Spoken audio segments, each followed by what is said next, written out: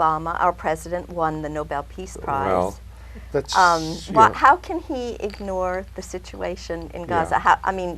How can he? Yeah. It seems like he doesn't Yeah. know that Gaza exists. I'm not happy that Obama won the Nobel Peace Prize. I remember when Henry Kissinger was a winner of the Nobel Peace Prize. A nominee, that's right. He was won a winner. He won. He won it. He and his Vietnamese counterpart in the peace negotiations won the Nobel Peace Prize. Now, this was a travesty. Yeah. Kissinger had been one of the architects of the war in Vietnam, and now he gets the Peace Prize because he signed his name to the peace treaty. Now, Obama does not deserve the Nobel Peace Prize because he is continuing the war in Iraq and continuing the war in Afghanistan. People are dying every day because of wars that the United States are engaged in. And to me, it's shocking that a president who is continuing war in several parts of the world should get the Nobel Peace Prize. I think that maybe this should be an opportunity for people to call this to the attention of the public. What in the world is this Peace Prize for anyway? Now, there are some stories that have been coming out during this so-called exploration in Afghanistan. I know that's not the focus of our topic, but just today's Boston Globe has a headline, "Taliban Not Main Afghan Enemy." And it's so wonderful to hear the press doing its job. We should expect it to do its job. But when they actually tell us that many Afghanistans do not consider the Taliban their enemy, so then we have to ask ourselves, what indeed are we doing there?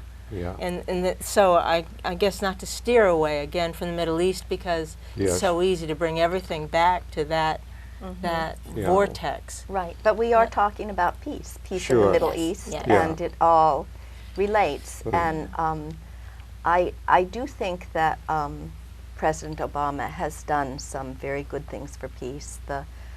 He's starting the nuclear disarmament. I thought that was excellent.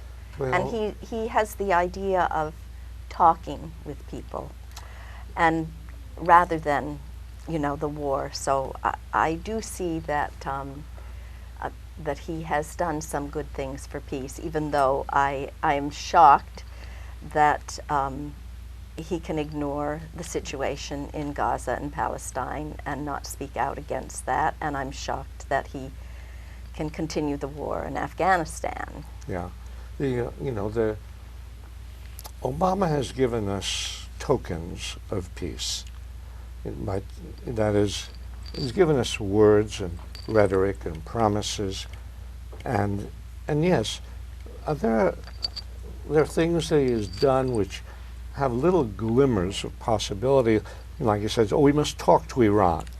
We must talk to people in other countries, and that's good. We must do something about nuclear weapons. That's good. Obama, unfortunately, has not followed through on his rhetoric. And in order to really follow through, for instance, on the issue of nuclear disarmament, he not only has to insist that Iran not build a nuclear weapon, he has to say that the United States will begin dismantling its arsenal of 5,000 nuclear weapons. Right. We can't just talk about Iran building one nuclear weapon and maintain our 5,000 nuclear weapons. So, sure. And by the way, what about Israel?